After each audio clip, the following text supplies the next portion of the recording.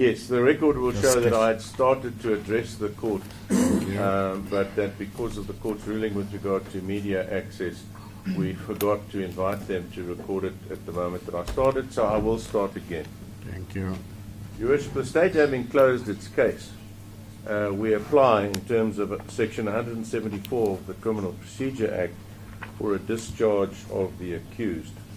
Now, I have prepared heads of argument, which I've handed up, and to the extent that they're not complete because they don't deal with the aspects dealt with today, I will complete that verbally from the bar. But it doesn't mean that they aren't adequately and properly drawn up, because everything that happened today is catered in theme by the heads of argument. Now, what I started off by saying is, before going to the heads, there are two levels of challenge to the state for the purpose of making out what might be called a prima facie case, or a case that the accused might be called upon to meet, or evidence upon which a reasonable court acting carefully might convict. And none of those challenges are faced adequately by the state's case, either at the primary or the secondary level. Now, I describe the primary level as being a culpable homicide case.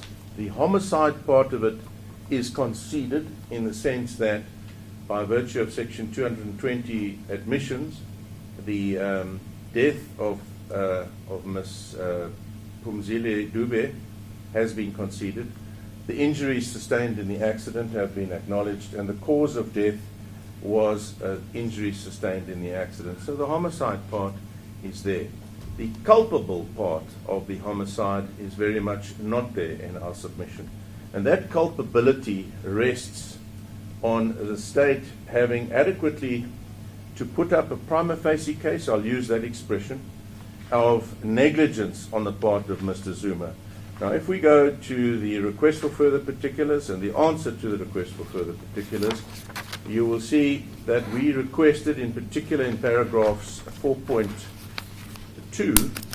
and 4.1, the grounds of either recklessness or negligence. You will see in the further particulars and in the answer the same theme repeat itself, so I'll only refer to paragraph 4.2 because it is consistent with the allegation of the state. And we say, insofar as the state alleges negligence in the driving of the vehicle against Mr. Zuma, we ask for the grounds of that negligence. And as we know, the learning on this topic says the state are bound by their further particulars, and they're bound by the alleged grounds of negligence. So they can prove no other ground of negligence, and that the ground of negligence must be adequately and succinctly stated so that the accused knows what case he has to meet and what it is that is the case that the state will produce. Now, on this primary level, what have they proved by the evidence before this court? It would have to show, going back to paragraph 4.2, that Mr. Zuma failed to keep a proper lookout, or he failed to keep his motor vehicle, he was driving under proper control. We failed to maintain adequate control over his motor vehicle. We failed to alter his driving sufficiently or at all to cater for the prevailing conditions at the time. Now, we say that on that primary level, the state has entirely failed to make out a case. If you take one step back, Your Worship, having heard all of the state's evidence, what is it that caused this collision? And you will be unable to answer that on the evidence before the court. What caused this collision, which can be said to have been the negligent driving of Mr. Zuma? Well, we've heard all the witnesses, and I'll analyze each one. I'm just sketching the primary basis. The state have not got either an eyewitness, they don't have to have one. They don't have an accident reconstruction expert that describes how this accident happened. They don't necessarily have to have that. They don't have the only reasonable inference from the proved facts they don't have that. They have, in fact, nothing. They have a description of facts which they would cause you to call upon Mr. Zuma to explain why he is not guilty. Now, that is not the test. There is no contrary evidence to the evidence as extracted in cross-examination. For example, there's complete agreement between Mr. van Lochenberg and all the propositions that I put to him on behalf of Mr. Lotter. There's a small difference of opinion about whether the back of the vehicle right was the first point of contact, or whether the in front of the back right wheel going forward was the first point of contact. But there's nothing in it. There's nothing that bounces back or pushes back to show therefore the accident happened in this way or that way, and therefore an accident happening in that way necessarily meant negligent driving on the part of Mr. Zuma. That the speeds were essentially the same. Mr. van Lochenberg agrees that Mr. Dlamini was driving at a normal speed for that evening on that road, not expecting trouble, is mirrored by the speed that Mr. Zuma was traveling at. One of the key issues, if you're driving and you want to be defensive and anticipate pooling on the road, well, there's no suggestion that you should expect pooling on a highway. And if you should have, and there's no evidence that he should have, there is no evidence that if you reduce your speed from X to Y or from Y to Z, from 100 to 90 to 80 to 70 to 60 to 50, that is the area where you would be driving defensively enough in order to avoid aquaplaning. There is no suggestion to the contrary that, unbeknown to anyone, this Porsche 911 Turbo is a vehicle prone to aquaplaning, and they've had to modify the vehicle to stop these unexpected events. And all of the evidence suggests that something extraordinary happened. Now, on the primary level, what is it that was extraordinary that happened? And the state have offered no evidence whatsoever in that regard. Then the secondary level. The secondary level is that this case was preceded by an inquest. It is a fully investigated docket. Mr. van Lochenberg's report was put up soon after the accident. There was an inquest where there were meetings of experts and a joint minute. The state knew exactly the challenge faced by them in trying to make out a case for culpable homicide. And not only that, we put in a plea explanation. Now, as you know, an accused person is not obliged to give an explanation of his plea, and that explanation of the plea is both what he knows himself and what he knows from consultation and expert evidence. And he describes, look, this would be my defense to a case that could be put up against me. And no effort was made to challenge that defense. No effort was made to show adequate draining on the highway. No evidence was put up to show that there was not pooling on that night. In fact, the evidence suggests the contrary. People, when they emerged from the combi vehicle, the taxi, after the accident, were ankle deep standing on the highway, that is on the left side of the highway. Every indication, therefore, that there was standing water on the highway. At every level of the challenge put up, the state have failed on the secondary level. Now, if I could turn to the heads of argument, and I start with a summary in paragraph 1, indicating that the accused pleaded not guilty.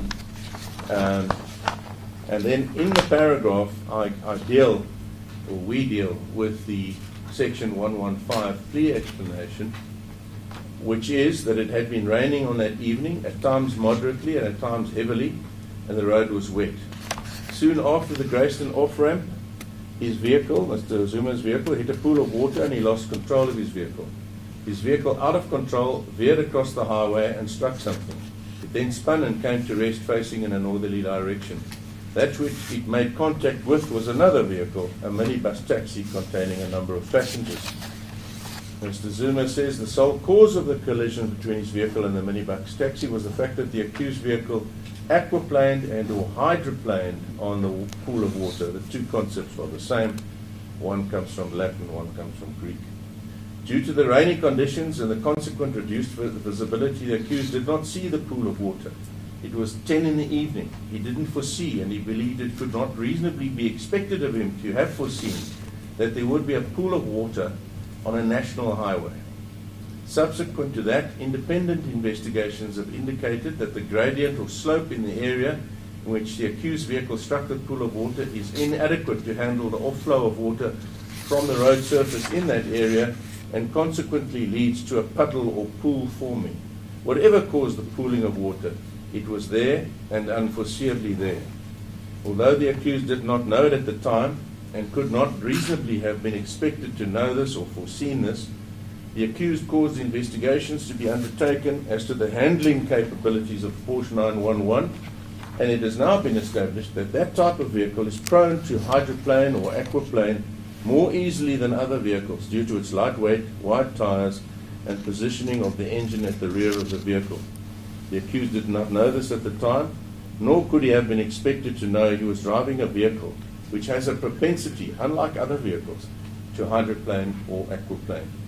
In fact, the research the accused has caused to be conducted now demonstrates that the manufacturers of Porsche 911 turbo vehicles have introduced a so-called wet mode in an attempt to counteract the design fault found retrospectively to exist, in particular in the Porsche 911 turbo that Mr. Zuma was driving.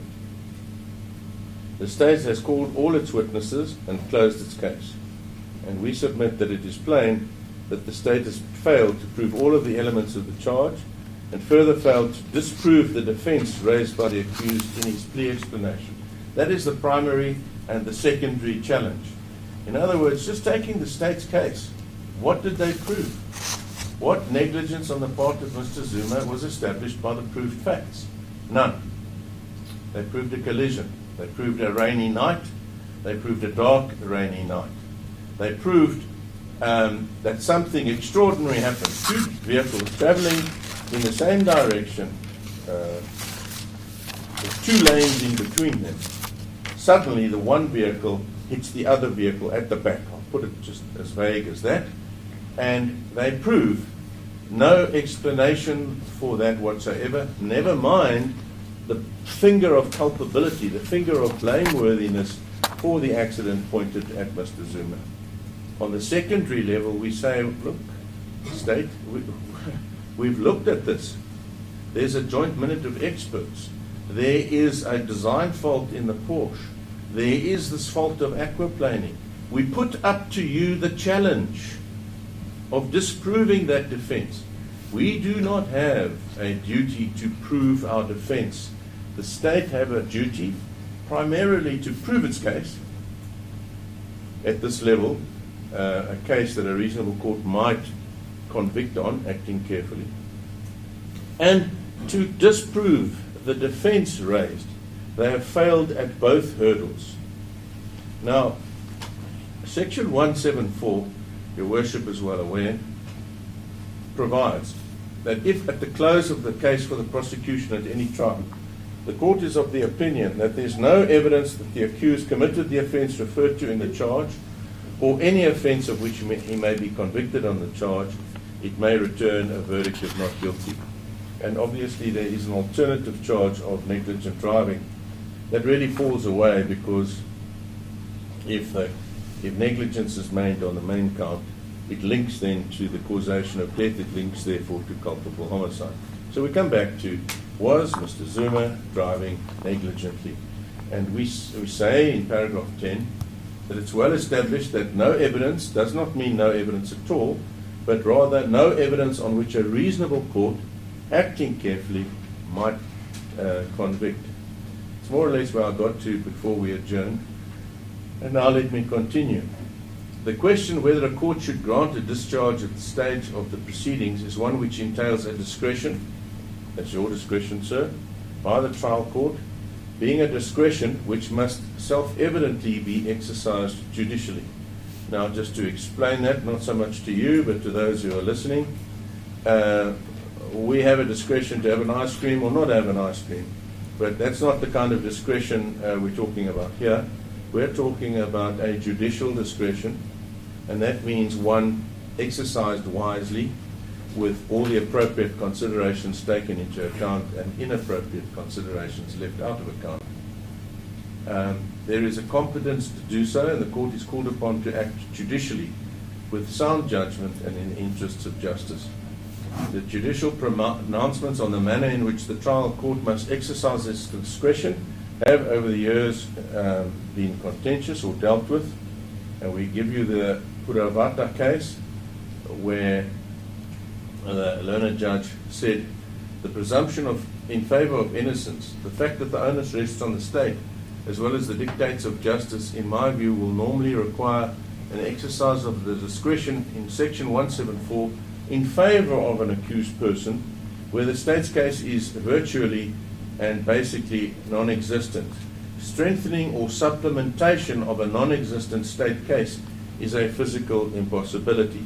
Is not perhaps the best expression of the test, but what the court there was reaching for is that you cannot, as we could prior to 94 in some of the controversial cases, say to yourself, or the court says to itself, or the state says, but if the accused is called to testify, there's a likelihood that he will strengthen the state's case. That is unconstitutional and not part of our law. And which leads us to paragraph 12. Since the inception of our constitutional order, conflicting views have arisen as to whether or not the Constitution has impacted on a test to be applied by a court in an application in terms of Section 174. The decisions culminated in the Supreme Court of Appeal finally deciding the issue in Lubaksa, State versus Lubaksa. It may well be that it's a closer name and therefore it's State versus Lubaksa, but I'll call it Lubaksa. And the learned judges there said, I have no doubt that an accused person, whether or not he is represented, is entitled to be discharged at the close of the case for the prosecution if there is no possibility of a conviction other than if he enters the witness box and incriminates himself.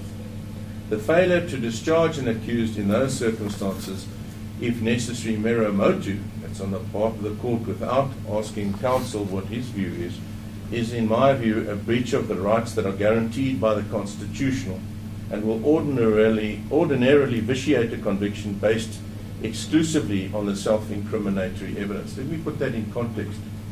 If my learned friend from the prosecution is expecting to say, but if Mr. Zuma goes into the witness box, I'll be able to ask him what speed he was doing, why he never dropped his speed from this speed to that speed, all of the things which have not been proved in the trial, then it may be that from him I'll get an incriminating version. But that is not our law. The law is, what has the state proved so far? And insofar as I haven't dealt with that yet, I will deal with it fully later. But going back to the dictum in Lubaksa, the right to be discharged at that stage of the trial does not necessarily arise, in my view, from considerations relating to the burden of proof or its concomitant, the presumption of innocence, or the right of silence, or the right not to testify, but arguably from a consideration that is of more general application. Clearly a person ought not to be prosecuted in the absence of a minimum of evidence upon which he might be convicted, merely in the expectation that at some stage he might incriminate himself.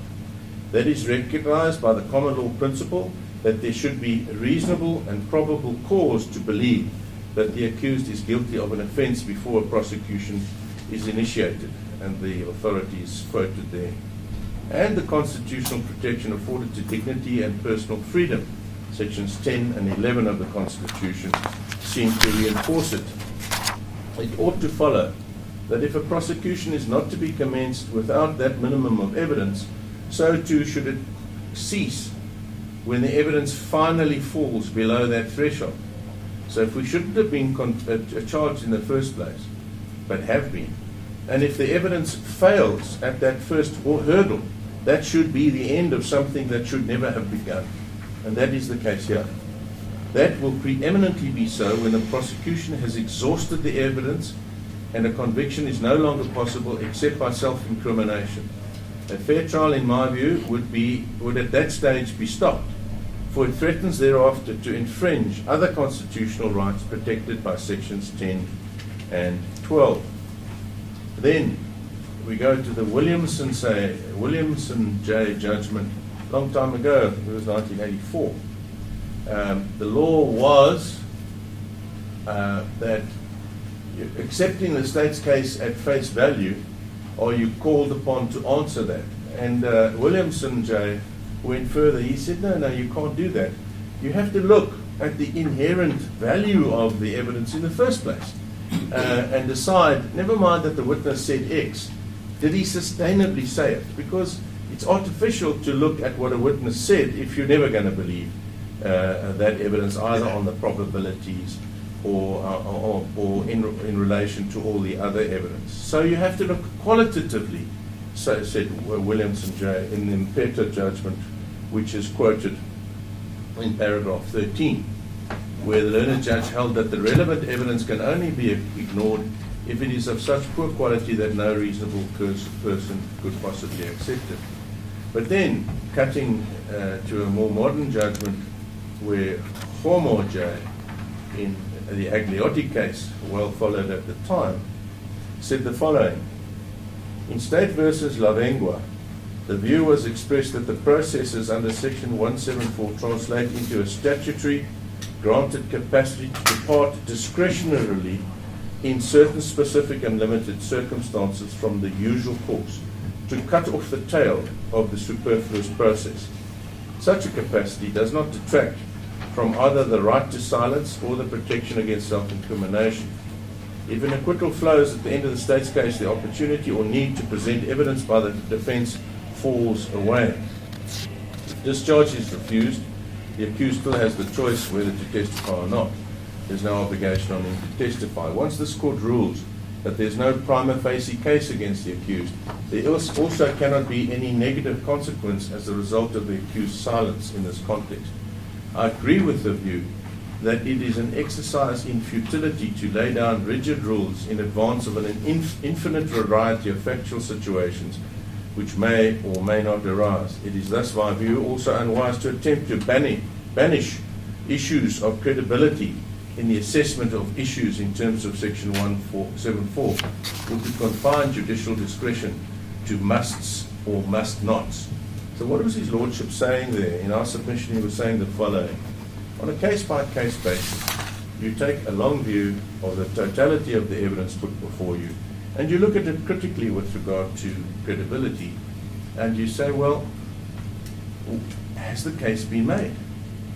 And if no case has been made, I can't say to myself, well, if I refuse a discharge, the accused might go into the witness box, and then he might give some evidence which could make the case that is now absent and build a case for the state. And I would submit that that's what the state hopes for in this case. So therefore, what we say in paragraph 15 is that the legal position regarding applications in terms of Section 174 is: an accused person is entitled to be discharged at the close of the case for the prosecution if there's no possibility of conviction other than if he enters the witness box and incriminates himself. I'll analyze the evidence in a moment, Worship, but let me jump ahead of myself for a moment and say, take the evidence of Mr. Shlamini, Ms. Shlangise, Ms. Matron Ndakane, even Mr. Johan van Lochrenberg, and the evidence of Mr. Cronje. Put it all together, take one step back, look at it and say, does that case make out a case of negligent driving against the driver of the Porsche? Where does that evidence show that he was negligent in the senses that the state have bound themselves to, those that I've reiterated from paragraph 4.2? And the answer to that question is no, both at the primary level What happened here? A bizarre accident? Yes. How did it happen? Who was culpable in not doing something, or doing something wrongly, or not doing something correctly? There's no evidence. Then, in paragraph B of our summary, in deciding whether an accused person is entitled to be discharged at the close of the state case, the court may take into account the credibility of state witnesses, even if only to a limited extent. And let me pause there. There was no difference between myself and Mr. Dlamini. He didn't see an accident, he felt a bump at the back. And then he describes what happened afterwards, including the vehicle leaning over and coming back. How it hits the steel barrier and damages which part of the vehicle, no one is entirely clear. Mr. van Randburg says he struggles to believe, he's not entirely sure that it can be said that the Porsche collided with the right rear of the vehicle quite high. He thinks he would have expected to see some scrape marks. I think it's speculative. He uses the phrase, I don't really believe it, I struggle to believe it, but there's no groundwork showing at any level of conviction either that he's right or that it makes any difference. What we've got to go back to is what was the root cause of the collision, and he can't deal with that. In fact, I put to Mr. van Randburg the conclusion that was reached by Mr. Lotter and some of the reasoning, or basically the reasoning that goes to that conclusion. He said he cannot differ. I put to Mr. Dlamini how it happened. He says he cannot differ. I put to Matron Ndakane. She says she cannot differ, and she was a particularly poor witness. I don't know why she took the attitude that having answered Mr.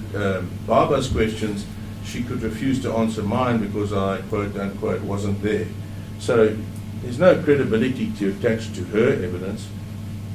She didn't know anything about speed. She's not a driver. Plus, you just can't rely on her. So where is this evidence against Mr. Zuma that says he drove negligently? It's not there. The prosecutor can't say. But if Mr. Zuma goes into the witness box, I'll be able to ask him, but why didn't you slow down from 100 to 90 to 80 to 70? I don't know which speed the prosecution will choose as the right speed on that night to avoid aquaplaning. Because they have not led any evidence. In fact, they've led evidence to the contrary. The witness himself, van Randburg, says you just don't know. And he and Mr. Strydom agree, and therefore the witness agrees, that you can't just slow down to an impermissibly low speed because of the likelihood of causing a different kind of collision by driving more slowly than the rest of the traffic. There's no evidence about what the rest of the traffic was around Mr. Zuma, either from any of the witnesses that were called. And we know that the taxi driver thought to drive at 90 to 100 was fine for him. Why would it not be fine for any other user of the road? And one knows that while you don't keep up with other speeding vehicles, there's a general tempo of traffic in rainy conditions or normal conditions, which one keeps up with. If you don't, you cause yourself to be a danger. So where is the evidence that this bizarre accident, two vehicles traveling in the same direction at night in rainy conditions, that the driver of the Porsche failed in some way to do something? That challenge was the challenge at the primary level for the state to prove, and at the secondary level we said, look guys, this is what happened, disprove it. And they haven't. So then we come to paragraph C, where the evidence of the state witnesses implicating the accused is of such a poor quality that it cannot be safely relied upon, and there is accordingly no credible evidence on record upon which a court acting carefully may convict. An application for discharge should be granted.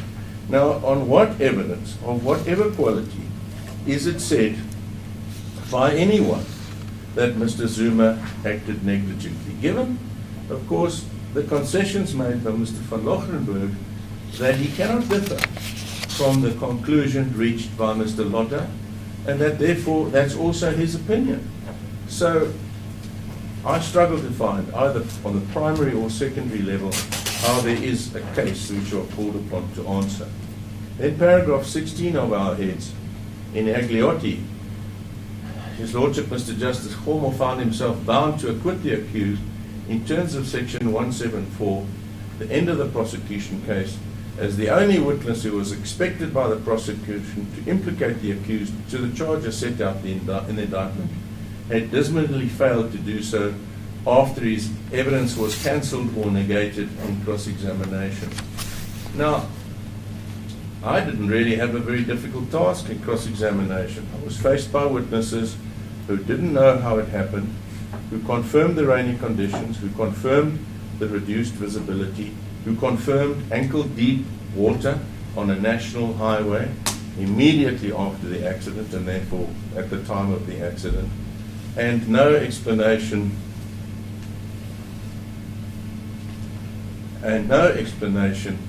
by any of the witnesses as to how the accident happened.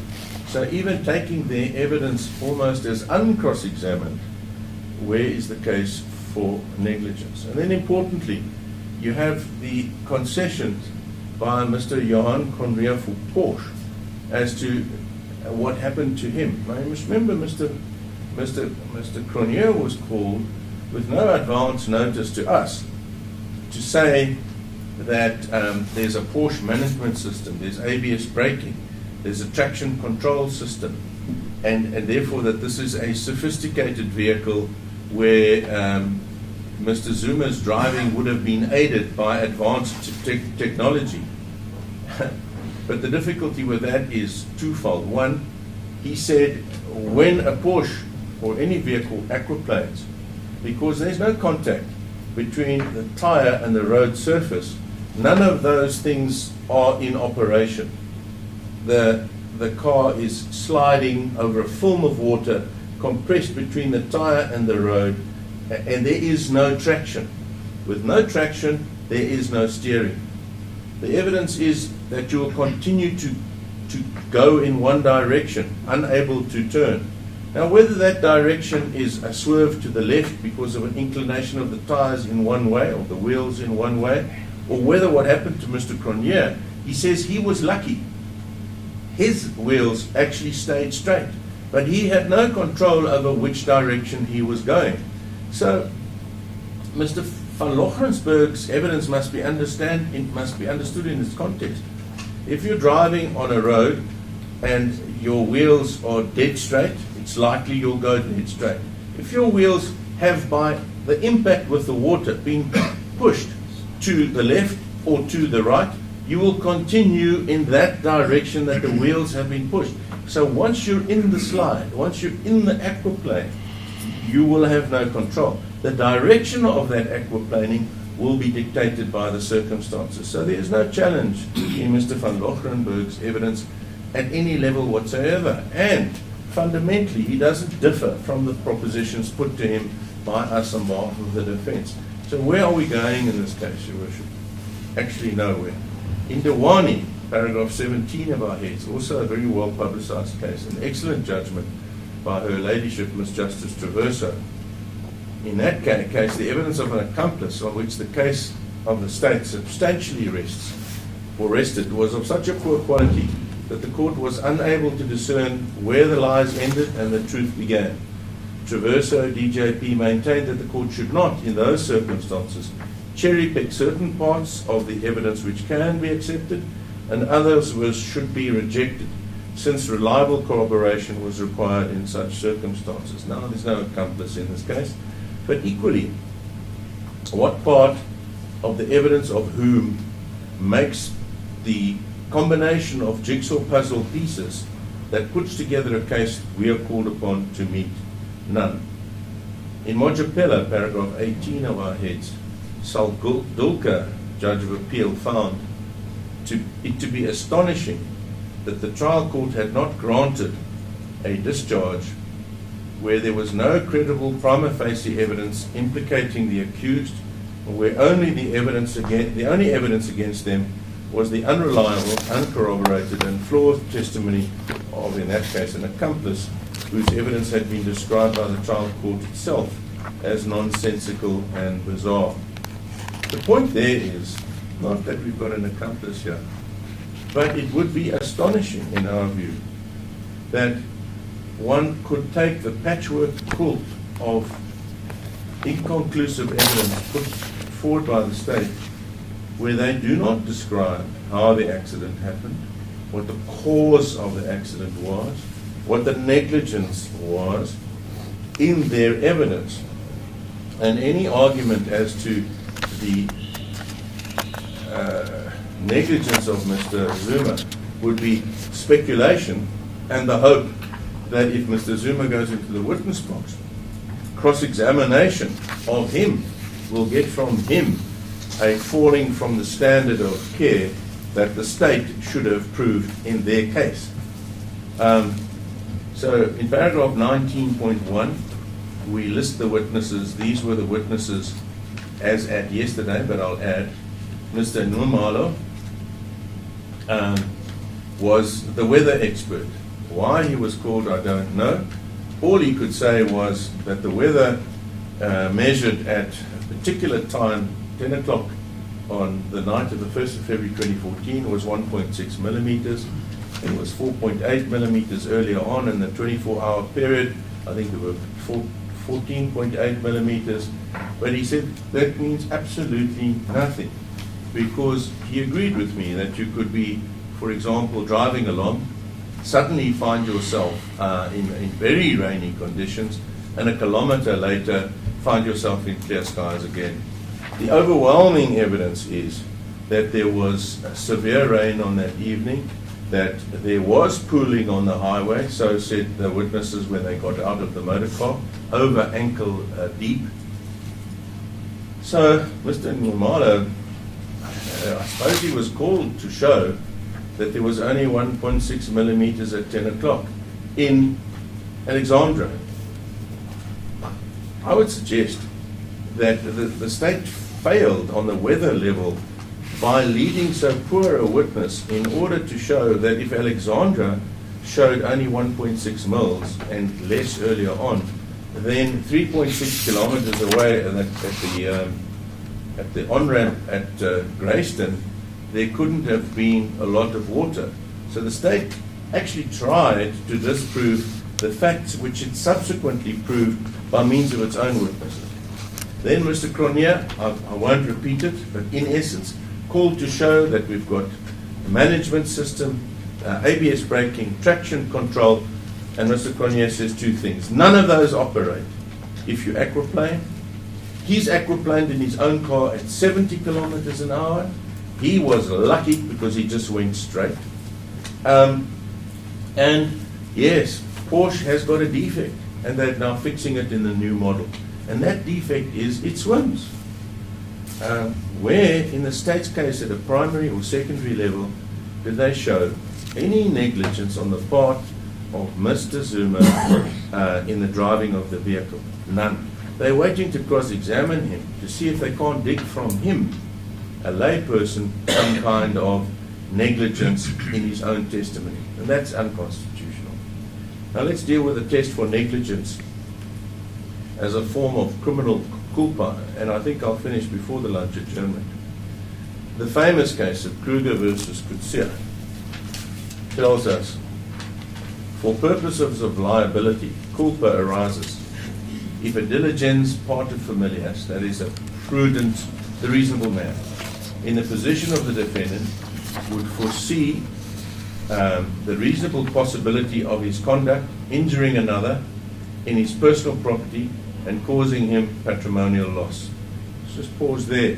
That's, of course, the civil description of negligence. But let's see. Would a reasonable man in the position of Mr. Zuma foresee reasonably the possibility of the way he drove injuring another person? Where is the evidence that that was present on this night? It's not there. And would take reasonable steps to guard against such occurrence. Well, Mr. van Lochrenberg says, well, you reduce your speed. The evidence is, Mr. van Lochrenberg concedes, they were both doing about 90. Because where they were found, was indicative of them having travelled at the same speed. Another reasonable driver, Mr. Dlamini, says, well, he felt that that was a reasonable speed to be driving at. Why not for Mr. Zuma? So what steps is it to be said that should have been taken by the driver of the Porsche to guard against the occurrence? Reduce your speed. From what to what, given what level of pooling unexpectedly present on the road? No one has an answer to that.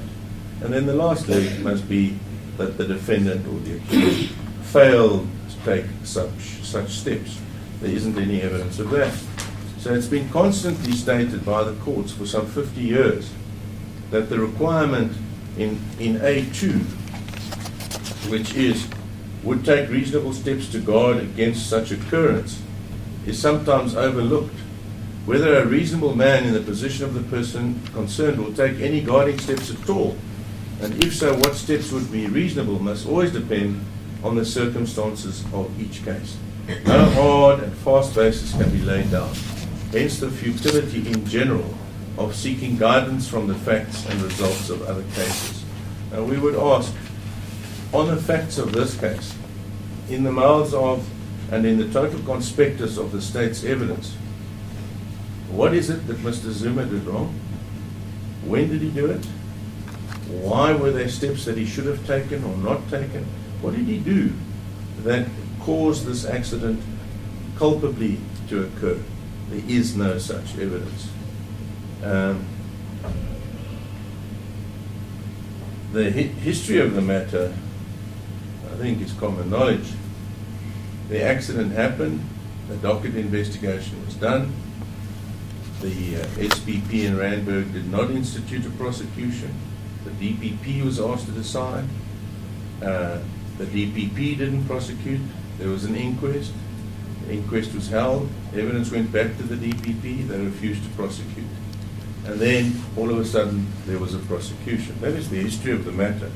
And we say so, not for any of these political interference reasons, but we say that there has been 3 times a great hesitation to even bring these charges.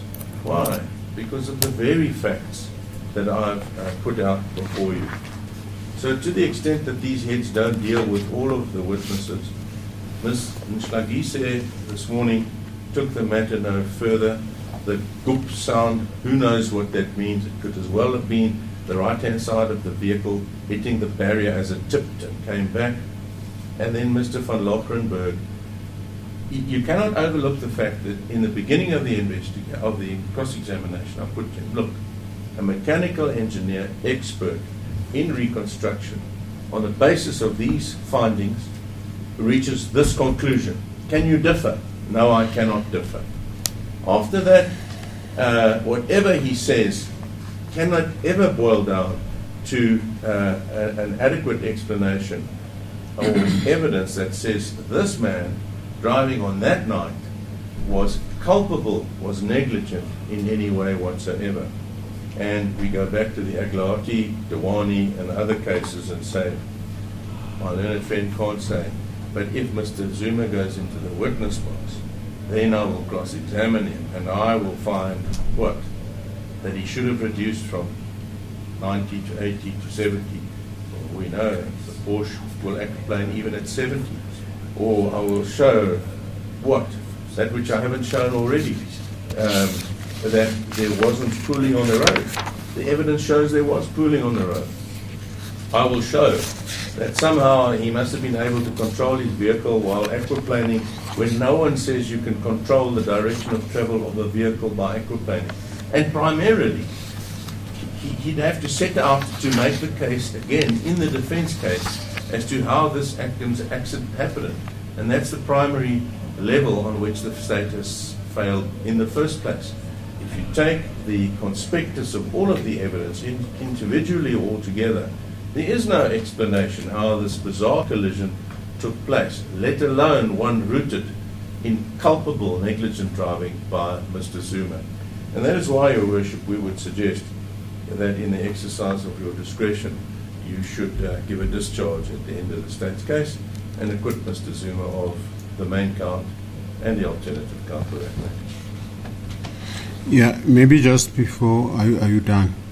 Maybe just before you sit down, I realized you made a lot of emphasis picking up from the evidence of Mrs. Mdakane regarding the amount of water that was on the surface. Yeah. On the same breath, Ms. Mdakane also made reference to the speeding.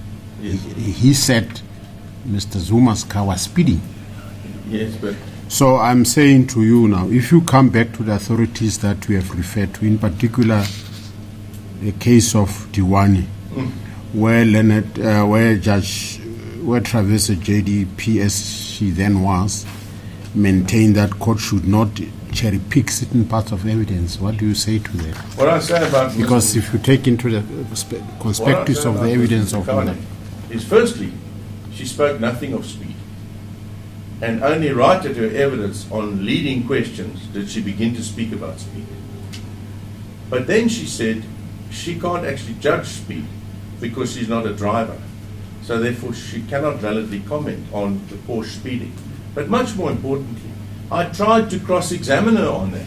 I tried to go into her very description, and she declined to be cross-examined on that. You cannot take her evidence at one moment where she says speeding and then say, well, she said it, if she declined to be cross-examined on it. We were here, the prosecutor, the interpreter was there. She was given time and time the opportunity answer the question. And the questions were your description of the car and the speeding. Why were you looking to the right at the time on 10 o'clock at night you're traveling forward? Why would you look to the right and behind you? And that was part of the cross-examination on speeding. And she said, Honorable man, I don't agree. I'm not answering the questions. So your worship simply can't take it into account. It would be wrong. The prosecution tries to rely on it. They would be wrong. That evidence was not cross-examined because the witness refused to be cross-examined. So it's not there. Thank you. Thank you. Thank you. Would the court like me to proceed or I think let's adjourn until 2 o'clock. Fine, Your Worship, I am ready to proceed. Thank you. Court adjourn until 1400 hours. Thank you.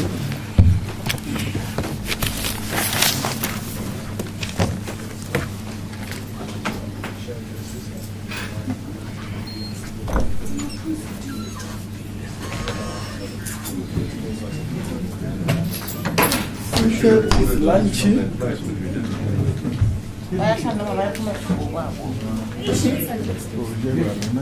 Unfortunately, he was sick. Cell phone number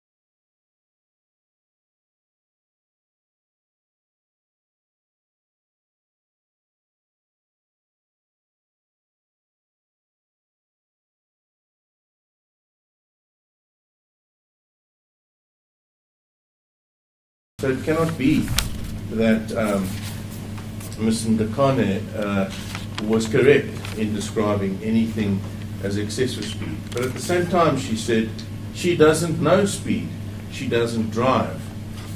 So if you take that concession, the common cause between the defense and the state witness that they were traveling about the same speed, and the evidence of Mr. Jalmini that he was traveling 90 to 100, that gives the speed of the Porsche.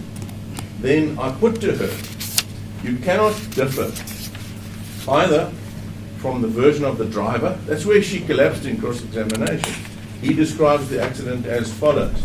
And she said, no, I can't differ from that. Well, that takes away from her version. Her version, which she started to try to give and wouldn't be cross-examined on, was some kind of bizarre maneuver where the Porsche came past them quickly and then came in reverse, backwards. So 2 points there. The driver said it didn't happen like that, and there's no reason to disbelieve the driver. Secondly, she refused to be cross-examined on that, so you cannot accept her evidence. And thirdly, on no reconstruction by anyone have they suggested that happened. Also, she said that she called out to the driver and he said, yes, I see it, and he reacted. The driver said no such things happened. The last lay witness, Ms. Mstangise, she said that there's no cry from anybody to the driver, which again contradicts Mrs. Ndagane. Then, on the question of whether you can disbelieve Mrs. Ndagane or not rely on her evidence properly for the purpose of Section 174, the question of water on the road is an entirely separate issue from the question of speeding or the way the accident happened. Because I think you can see that Mrs. Ndakane was trying to make the driver of the Porsche be seen in a bad light because she suffered entirely innocently from an accident. But whether there was water on the road, from her lay perspective, is just simply a fact. It's not something that she would seek to make up or seek to hide. It was, you were standing there, and I think it came from her in evidence in chief, spontaneously, that it was over their shoes, over their feet, and I think it's just simply an objective fact.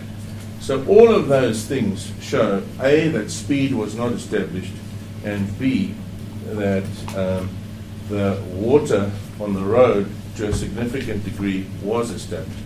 Then I have just one more submission, and I'll hand up to you. Unfortunately or fortunately, we've marked it with marker, orange marker, but it would help you find the relevant passage. I won't give you a full citation. It's State versus Bocris Investments and another. I'll hand it up. But on the question of negligence, the learned judge in that case, His Lordship Mr. Justice Nicholas, in the appeal court, said, and you can read the whole judgment, Your Worship, but I'm just going to quote the one section. This was a culpable homicide case involving a drowning in a swimming pool. But the learned judge said the following: the crucial question arises in regard to point 3. Ought Joubert to have realized that the unguarded opening was dangerous? This is in relation to a drowning. More specifically, ought he to have foreseen that unless steps were taken to guard it, death could result to a user of the pool?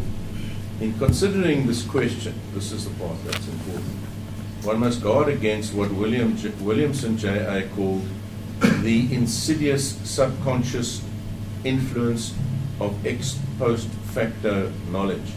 And there he refers to State versus Mini, that reference is there. Negligence is not established by showing merely that the occurrence happened, unless the case is one where res ipsa loquitur applies, or by showing after it happened how it could have been prevented. The diligence pater familias, the reasonable man, does not have prophetic foresight, and they quote the case. After the event, even a fool is wise. But it is not the hindsight of a fool, it is the foresight of the reasonable man which can alone determine responsibility. So what the state has a duty to do here is to show prima facie that the foresight of a reasonable man would have prevented this accident occurring. Now they do not even have the primary and the secondary basis of explaining to you how the collision occurred in the first place. Never mind showing what Mr. Zuma should have done to have prevented the accident.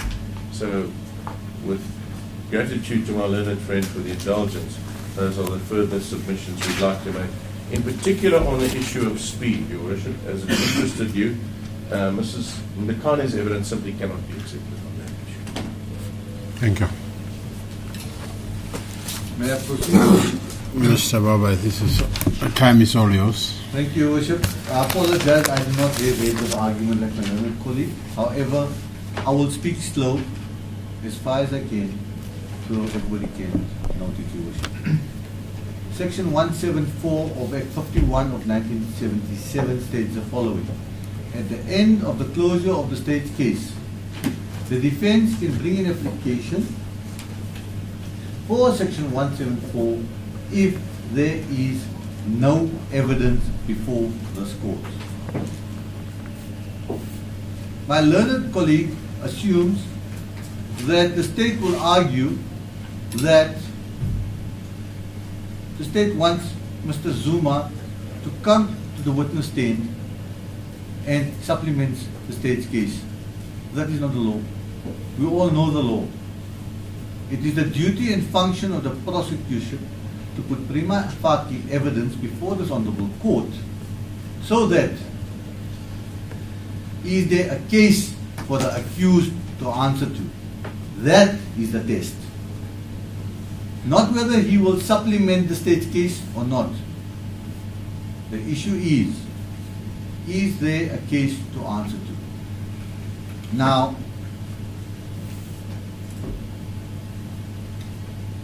my learned colleague has dealt with the evidence. I will start off first with the state witness, Mr. Nkumalo. This is the witness who came to testify about the weather station. Now, what is consistent about his testimony is the following. It is now common cause that it was raining on a particular day. 3.6 kilometers away from where this point of impact happened. He testified that this period is normally the raining season, and also he gave this court an in-depth analysis of cloud formation and thunderstorms. The witnesses who came to testify indicated that when they left four ways, it started drizzling, it increased. Right up to the last witness, Mr. Johannes van Lochenberg, who testified at 12 o'clock, it was still raining. So you hear the consistency on that particular day, that evening. There was continuous rain for a long time. Second witness, Mr. Cronier from Porsche. It is indeed so that he indicated that he went through a puddle of water, standing water, at the speed of 70 to 80 kilometers, and his car did not spun. It was still straight. Yes, it is indeed so that the two scenarios are totally different. In Mr. Cronier's circumstances, there was no rain. There wasn't an added obstacle that a driver had to go through. In Mr. Zuma's case, it is now common cause, and my learned colleague has been arguing all along, it was heavy rain. So we can accept on that particular day, it was pouring. Now we go further. The next witness, Mr. Dlamini. Mr. Dlamini it's a fact before this court, he did not see the accident. Mr. Dlamini's recollection of the day of the events is also that of a poor quality. But what did Mr. Dlamini say? And what is he being consistent about? He was traveling on the second lane or the third lane from the right. We have had the opportunity to look at the photographs before this court. That particular photograph at the top gives you a clear indication that if it was raining heavy, where would the water be? It would have been on the extreme left-hand lane. Mr. Zuma in this circumstances was in the extreme right-hand lane. Now, as we go further, my learned colleague has placed on record that the taxi driver indicated that Mrs. Marikane did not inform him. The record, Your Worship, states that he did hear her saying that watch out for that car. And we can play back the record, Your Worship, it said. The only person who said that she did not hear Ms. Marikana is today's witness, Ms. Nslagise. Only person. Now, this case rested on mainly two witnesses. One, Matron Marikana. Two, Mr. van Lochenberg. Matron Marikana is a 74-year-old lady who testified yesterday.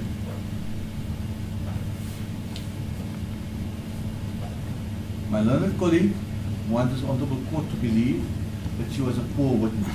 I beg to differ. I think she was an incredible witness. And the reason I'm going to say she was an incredible witness is let us look at the totality of the evidence. You cannot choose evidence piecemeal.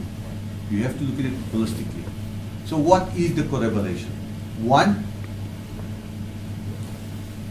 she said she informed the driver to watch out for that car. Mr. Dlamini confirmed that. Two, that Jeanette Mashaba, the late Jeanette Mashaba, the late Umzile Dube, were out of the window. That evidence was corroborated by today's witness, Ms. Nslagise. Three, everybody knows in this court that Mr. Zuma drives a silver Porsche. Ms. Marikana testified it was black. Your Worship, I refer you to the photographs handed into court, and more specifically this photograph. If you look at night time, yes, Your Worship, it does not show any other color but a dark color. That is been handed in as an exhibit. Can we check, can we just, for record purposes, is number 20, is it 20? I have a moment, Your Worship. I think that's 20, Your Worship.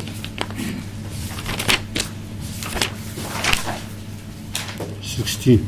We can start off 16, Your Worship.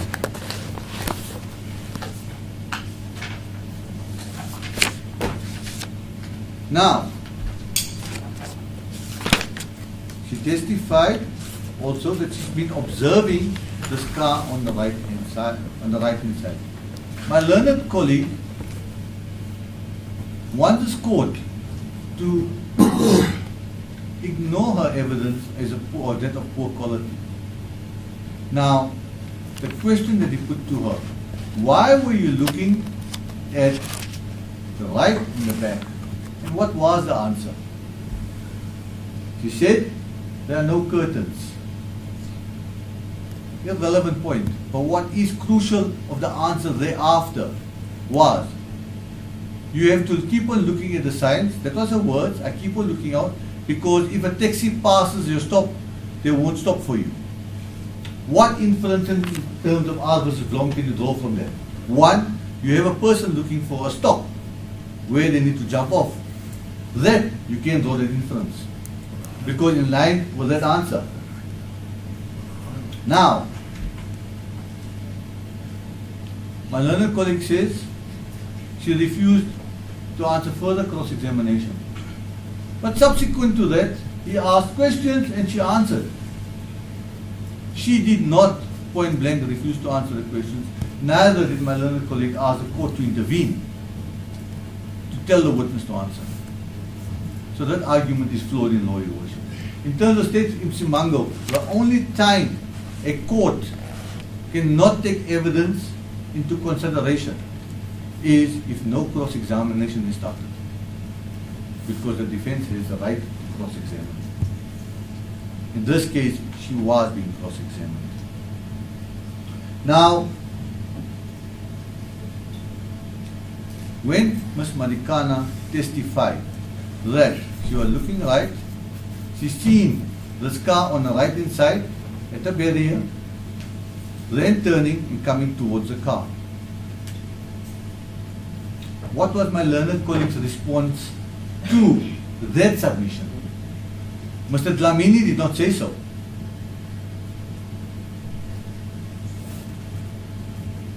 Your Worship, that particular point is actually an undisputed fact. And the reason I say it is an undisputed fact, that nowhere did the defense say Mr. Zuma states that such incident did not take place. All that was said was Mr. Dlamini did not say that. Mr. Dlamini did not say many stuff. But you need to look at the evidence in totality. Now, Johan van Lochenburg testified today. And it's important, Your Worship, we need to take the totality of this evidence. And the state has dealt with a lot in respect on the following. And that is, how did the collision happen? We have seen, and the photographs are before this court, that there is no damages on the left-hand side of the combi. There is damages to the right and the front. Now, we have had looked at the photographs in detail, and our courts have ruled that experts are there to guide the court to come to a conclusion. However, their evidence does not take away the common sense and what the court sees in applying its mind. So let us look at the evidence. We have on the right, in front of Mr. Zuma's car, we have damages. We can see with our naked eyes, there are white marks. We can see with our naked eye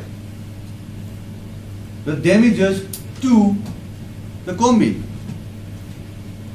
You cannot dispute the fact that Mr. Zuma's car is a tainted car, and at the time he was spinning.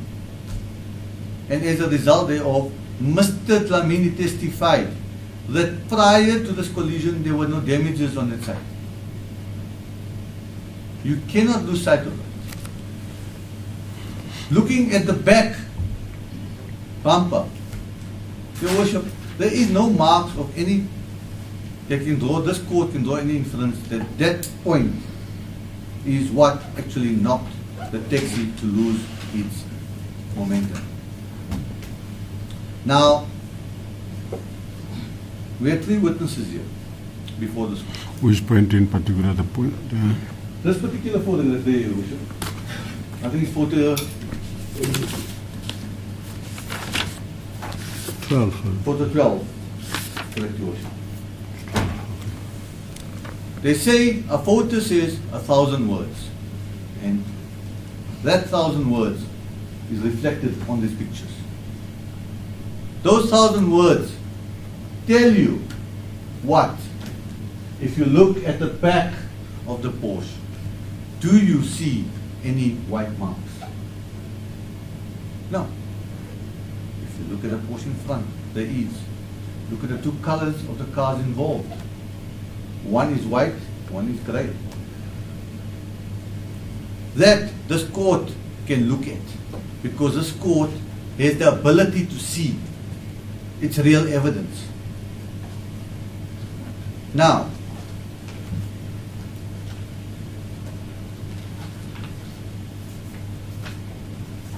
my learned colleague, I will just refer this quote. In Arthur Bernardo, 1960, Volume 3, SA 552A. 1960, volume 1960, Volume Volume 3, volume 3. SA 552, the appellate division case. It was held that the sanctity of human life requires to be emphasized whenever a person is unlawfully killed. Drivers of motor vehicles must again and again be reminded that they are in control of an instrument that takes a dreadful toll on life on the highways. That is our starting point. This is an instrument that can kill. What is the duty of the driver? What has this court managed to establish that took place on the 1st of February 2014? We have managed to establish there was heavy rain. We have managed to establish that Mr. Dlamini indicated that his visibility was only 3 to 4 cars ahead. My learned colleague did the mathematics, roughly came to about 12, 13 meters or more. The distance in which the witnesses testified concerning covering of speed, it's not sufficient to have avoided any sudden emergency. That is what was put to the witness. They worked out how many meters, especially to Mr. van Lochenberg. We go further. It goes further on saying, Your Worship, in Goodwood versus South African Mutual Fire and General Insurance Company Limited, 1979 4, SA 301, in brackets W, and 1979 4, SA at page 301. It deals with the doctrine of sudden emergency. When dealing with negligence at paragraph 4, negligence is conduct which involves an unreasonable risk of harm to others. It is the failure in given circumstances to exercise the degree of care which the circumstances on the occasion demand. Emphasis on the occasion that demands. There must be, of course, be a legal duty to exercise care.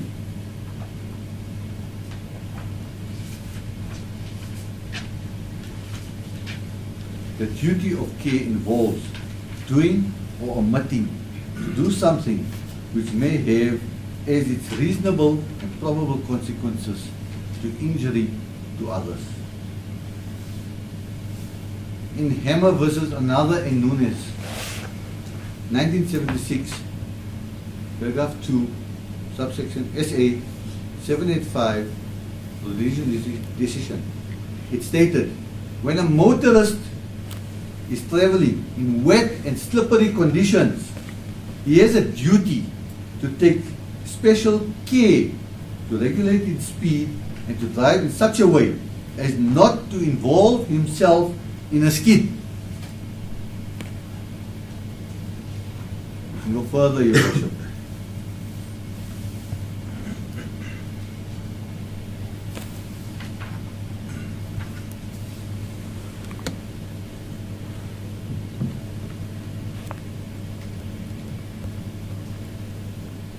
In State versus Outram,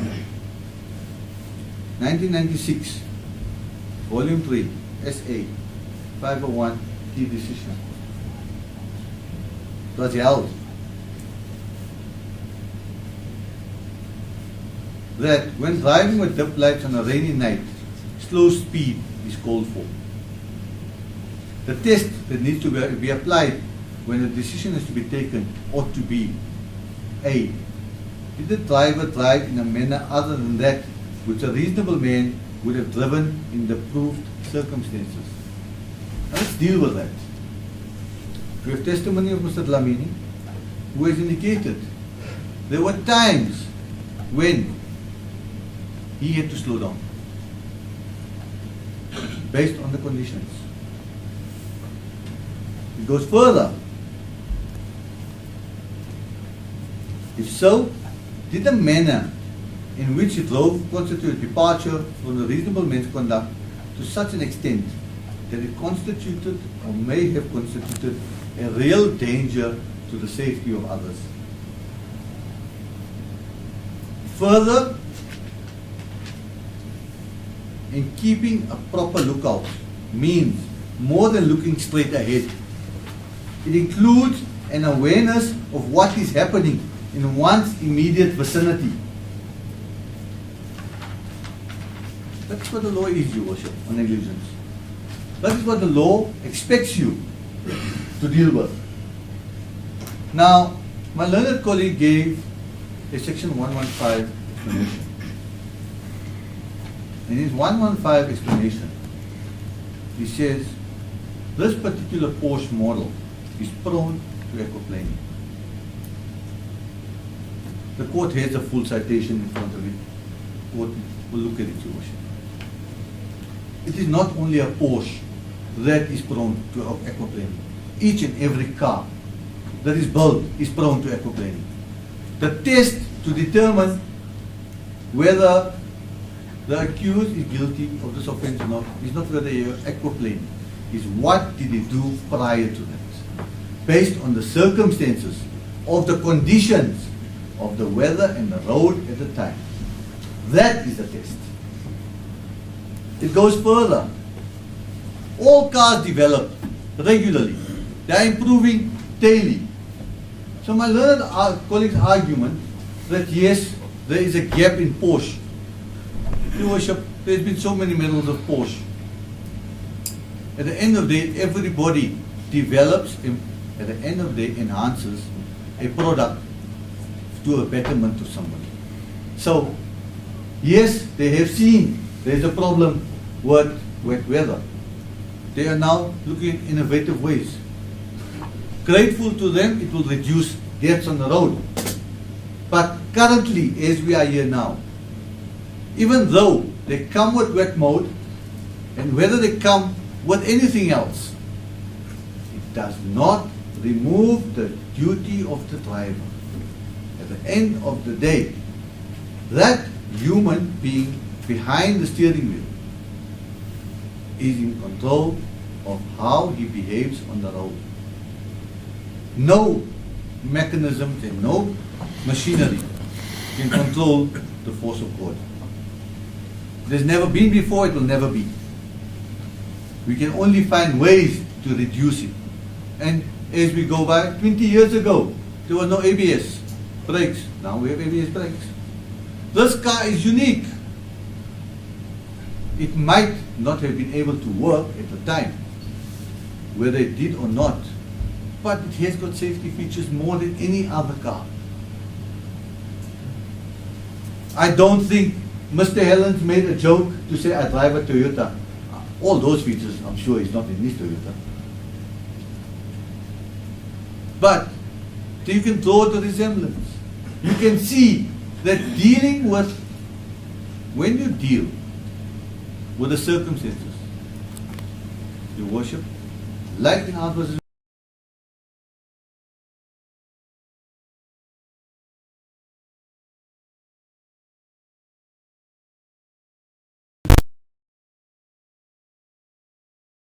responsibly, and moreover, taking the factors that Mr. Dlamini testified that he could only see 3 to 4 cars. That is not sufficient. Now, Your Worship, I'm not going to dwell too much on the fact that what is the position on the law when it comes to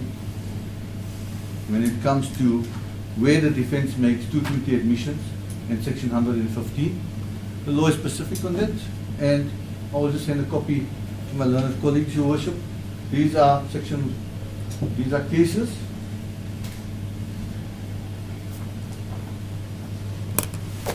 Thank you. Whereby lives were lost, explanations were given, and the court has ruled that one must look at the circumstances. Now,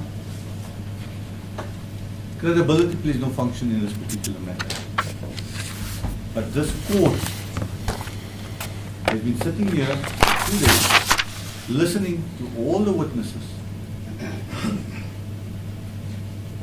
My learned colleague has been emphasizing on Matron Madikana's testimony with regard to how deep that water was. That in itself, one can know how bad those roads were on that day and how much more duty you had as a driver. Now, how do we test the reasonable man under such circumstances? This is a very unique case because every day in court, you don't normally have people appearing in this court on a Porsche. It's very selective few. It's a car, as Mr. Cronier has testified. It has a back spoiler, a front spoiler to control and hold the car down for speed.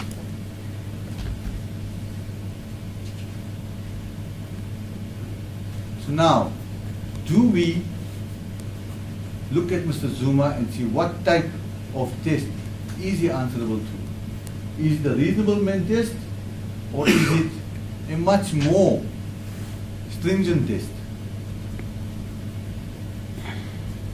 That might be bizarre in arguing right now. But the issue is, the law says, and R versus Patel, I don't have the citation with me right now, Your Worship, says this is a subjective test. It's negligent, subjective test. What if you have done in that circumstance? Not objective, an objective test. Objective facts based on subjective review. However, be that as may, what are the objective facts before this court?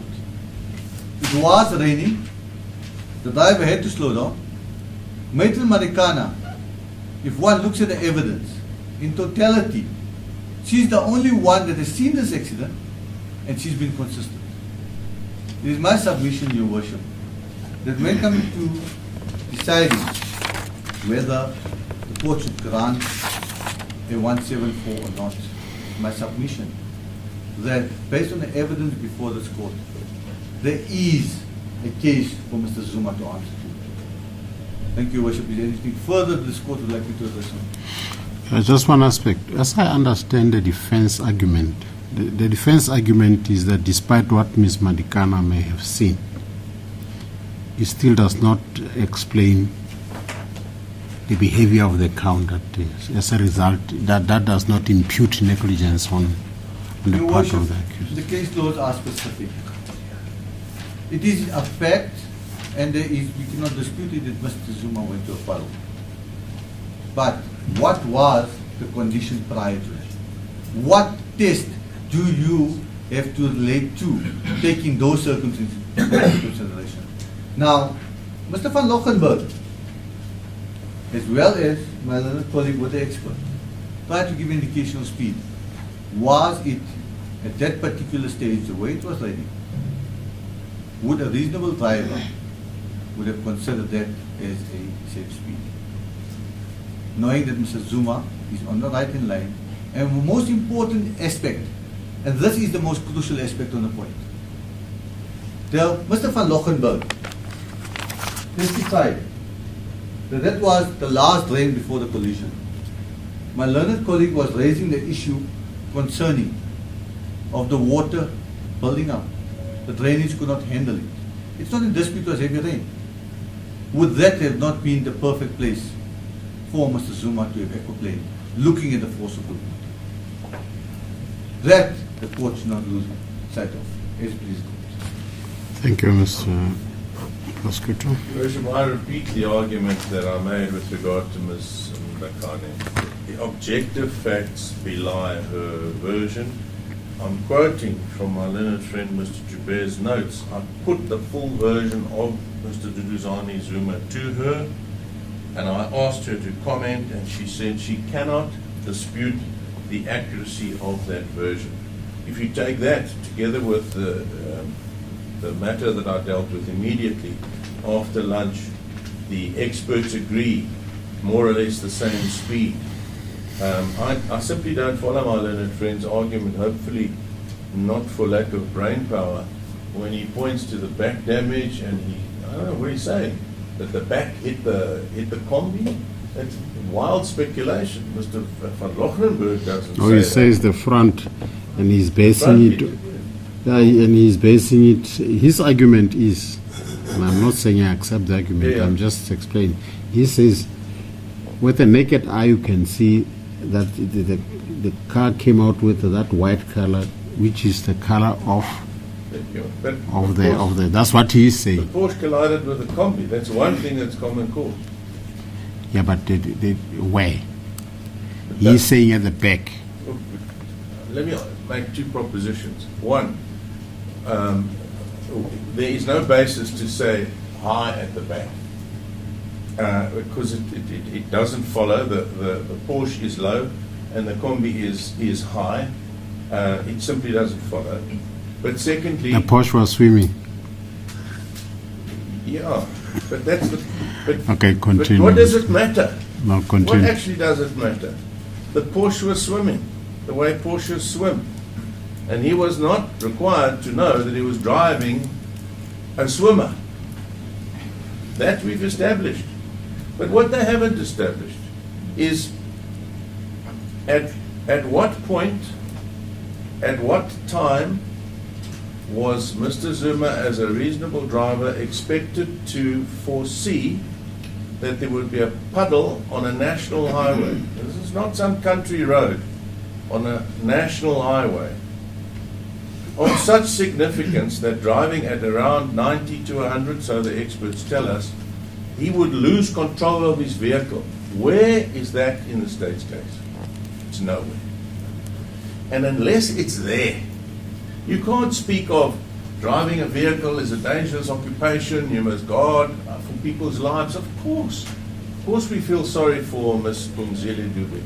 The question is, where in the state's case have they shown that at a particular point we should have observed a puddle, or we should have appreciated that there was pooling on the highway, and that at that point we failed to reduce our speed from what speed to what speed? Mr. van Randburg tells us we don't know what speed is a safe speed for aquaplaning. 40, 50, 60, 70, 80, 90. He says you must reduce your speed. Okay? From what to be safe. And add to that, you've got a swimmer. Not an ordinary car. Not my Toyota. But a car that has been shown unexpectedly because of an incident in Austria and further research that it's got a defect. This is not the slow advance from ordinary braking to ABS braking. This was an acknowledged defect. I say again, defect, failing in a Porsche, which had to be rectified in later models. Are you prepared to give it in such strong terms? Because then are you suggesting that it's a matter for recall of these cars? I'm just the propensity to aquaplane I accept, but in the terms that you are now putting, are you suggesting perhaps that this car should be I'm recalled? suggesting that they had to tell Porsche drivers, as they did in these announcements that we put to the Porsche dealer, that there is this defect, and to introduce a counter mechanism to stop it from proceeding. But yes, they needed to tell people ab initio that this vehicle has a propensity to aquaplane more than other cars. So the damage is, Mr. Lotter believes, and will show if he has to give evidence, that it was that touch on the side. But does it really matter? Ms. Ndakane, I've described to you how my learned friend can never describe her to be an incredible witness. And it should not be suggested that I didn't try to cross-examine her on this. And it should not be suggested that I look to you for help. You explain to her, Ms. Ndakane, you must answer the questions. And then I started again, and she says she's spoken to Mr. Baba, the prosecutor. She's answered his questions. I wasn't there. She's not answering my questions. That was her answer. And I was trying to tackle her on the very question of speed. But the accident cannot have happened the way she tried to describe it, because Mr. Shlamini described that he saw nothing in front. He was driving in front. He saw nothing on the right in front of him, such as she describes. He felt a bump at the back. So her version simply cannot be true. Plus, as my learned friend Mr. Joubert says, I put the version to her, and she said, I don't disagree. I cannot disagree. My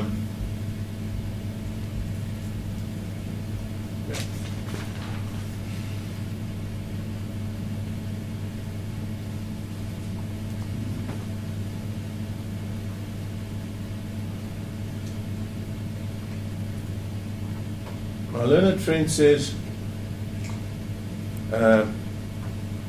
you must expect a sudden emergency and be able to handle the sudden emergency. I'm not quite sure what he was saying. Is he saying that on a national highway where the speed limit is what it is, you have to expect pooling so as to reduce your speed to what? That's where his case fails. He firstly has not shown you on a primary level how the accident took place in the first place. And then secondly, he hasn't displaced what we put together as a defense, now looking at the objective facts. And that remains his ongoing problem. Let us imagine that we closed our case. Completely different test, of course, but we close our case. Well, what would you have, Your Worship? You'd have two cars traveling at night in rain. One car inexplicably hits the other car.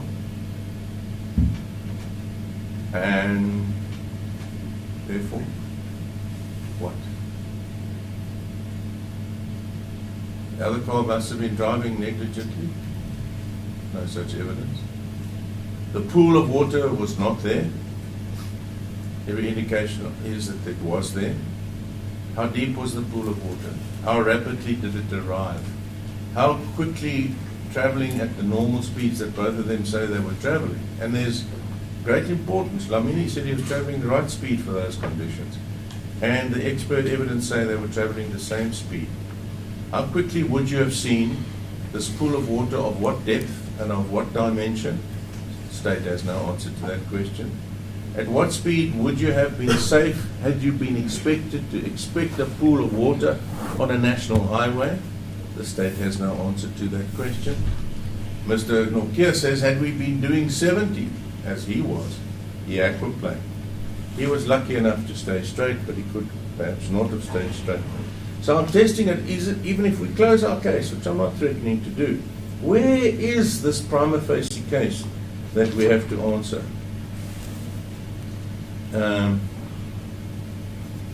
So what pool of water should have been seen, when, and what speed should we have been doing in order to have avoided it?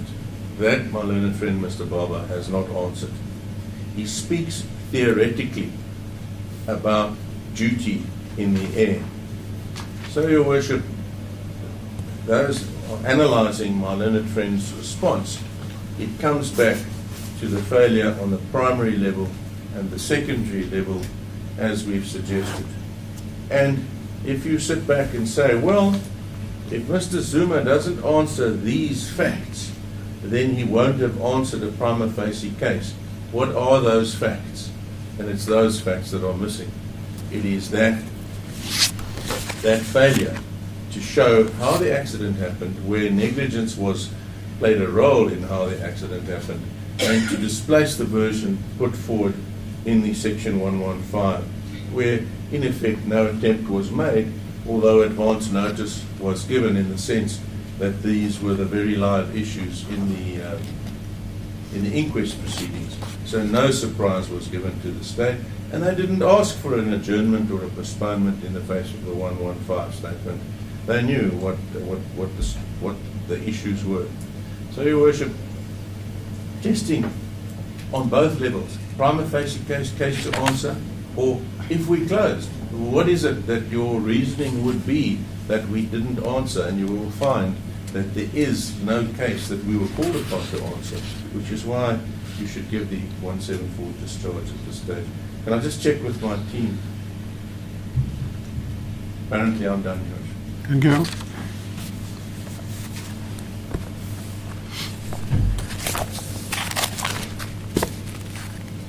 By the way, we had set the matter until Friday, That's correct, Your Worship. so it means we are all available on Friday. We all are available on Friday, Your Worship.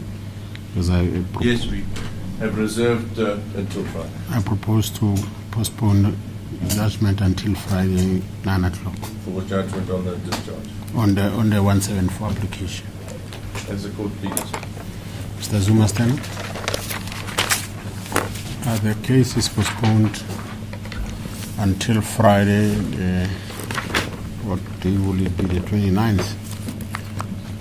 9 o'clock in this court 13. I want to be at court on that day. It's court please, Your Worship. Let it off. Court adjourns. All rise.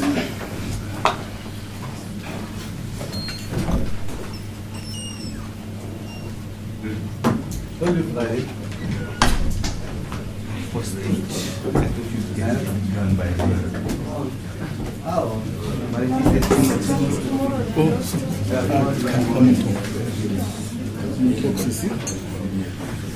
Yeah, we're done.